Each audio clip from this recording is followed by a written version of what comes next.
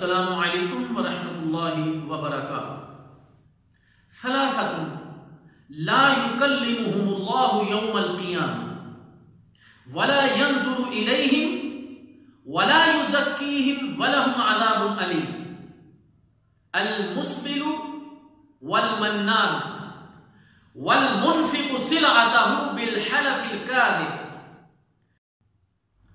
پیارے نبی صلی اللہ علیہ وسلم نے ارشاد فرمایا، تین قسم کے آدمی ہیں اللہ تعالیٰ جل شانہ قیامت کے دن ان سے کلام نہیں کرے گا اور نہ ان کی طرف دیکھے گا اور نہ انہیں پاک کرے گا اور ان کے لیے دردناک عذاب ہوگا۔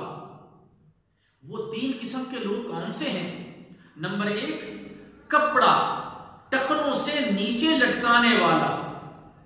نمبر دو، احسان کر کے جتلانے والا۔ نمبر تین، جھوٹی قسمیں کھا کر اپنا سودا صرف بیچنے والا۔